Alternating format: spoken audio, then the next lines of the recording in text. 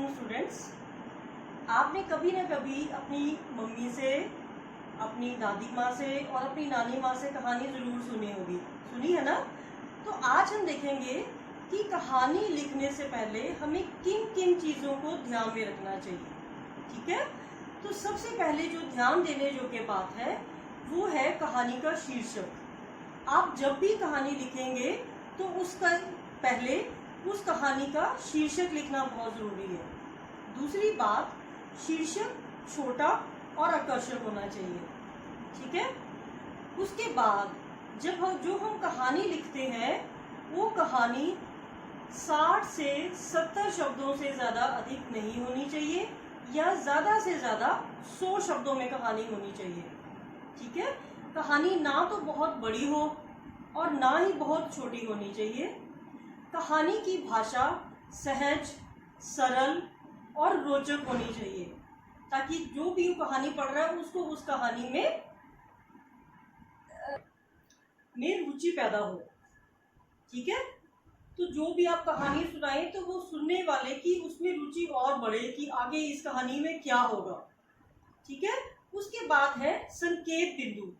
अगर आपको संकेत बिंदु के आधार पर कहानी लिखनी है तो आपके जो संकेत बिंदु है उनमें दी गई जानकारी, उनमें दी गई बातें वो सब उस कहानी में आ जानी चाहिए।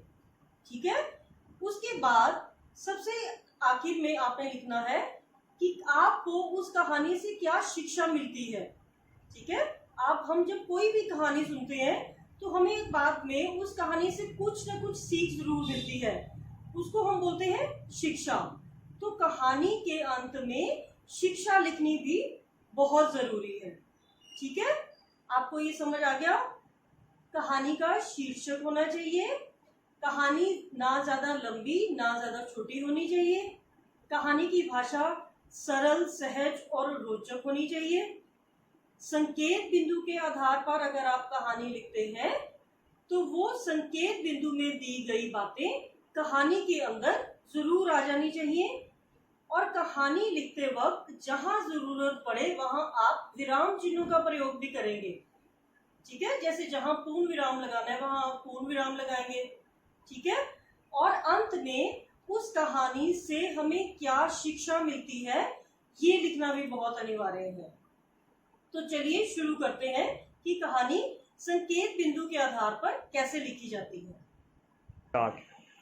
अब मैंने श्वेत पट पर कुछ संकेत बिंदु लिखे हैं जिनके हिसाब से हम देखेंगे कि कहानी कैसे लिखेंगे। ठीक है, तो आइए पढ़ते हैं। सबसे पहले आप ऊपर दिनांक, दिन, क्लास वर्क लिखेंगे, मार्जिन लाइंस लगाएंगे, बीच में आप विषय लिखेंगे जो हमारा विषय है कहानी लेखन। ठीक है, उसके बाद ये कहानी का शीर्षक एकता में शक्ति। इसके संकेत बिंदु है एक किसान, 4 बेटे, बेटों का आपस में लड़ना। ठीक है, तो बेटा इसको ये नहीं है कि आप सीधा ये लिख दो एक किसान था, 4 बेटे थे, आपस में लड़ते थे। ठीक है, ये नहीं, आपने इन संकेत बिंदुओं को बहुत ध्यान से समझना है, बहुत ध्यान से पढ़ना है कि इसकी कहानी कैसे बनेगी। ठीक है, जैसे हम लिखेंगे एक बार एक गांव में एक किसान रहता था, उस किसान के 4 बेटे थे, उसके चारों बेटे आपस में लड़ते रहते थे। ठीक है, फिर है किसान का दुखी होना।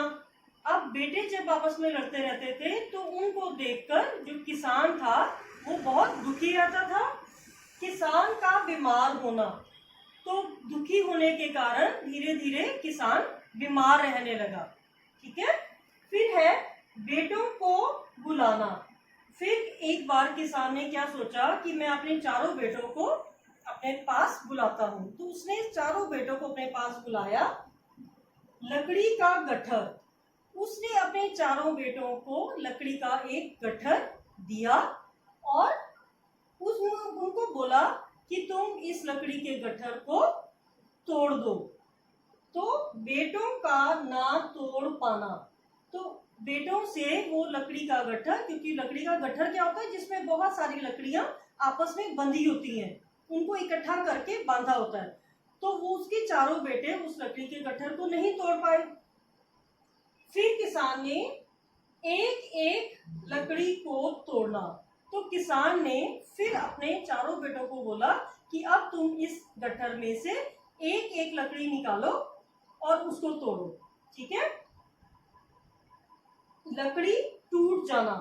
तो जब चारों बेटों ने एक एक लकड़ी उठाई और उस लकड़ी को ऐसे तोड़ने की कोशिश की तो वो बहुत आसानी से टूट गई। किसान का एकता में शक्ति का संदेश देना। तो जब उसके बेटों से एक एक लकड़ी बहुत आसानी से टूट गई तो किसान ने तब अपने बेटों को समझाया कि ये देखो, जिस तरह जब ये सारी लकड़ियां इकट्ठी थी और इनका एक गट्ठर बना हुआ था तो तुम इसको नहीं तोड़ पाए, और जब तुमने एक एक लकड़ी ले ली तो तुम इसको बड़ी आसानी से तोड़ पाए।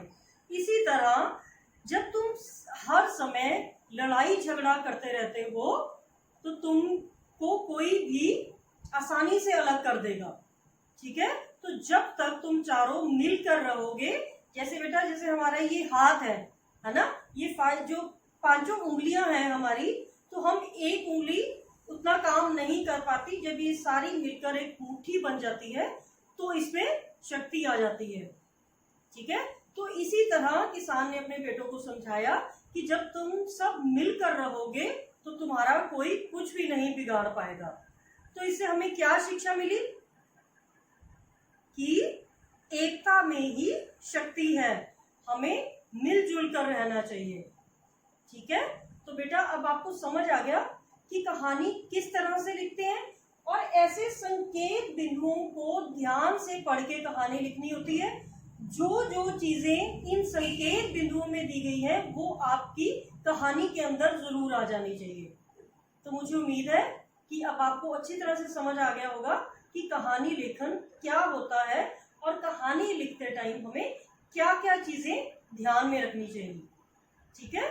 तो अब आप इन संकेत बिंदुओं के आधार पर अपनी उत्तर पुस्तिका में कहानी लिखेंगे और अपना जो गृह कार्य है वो भेज देंगे, ठीक है। Thank you.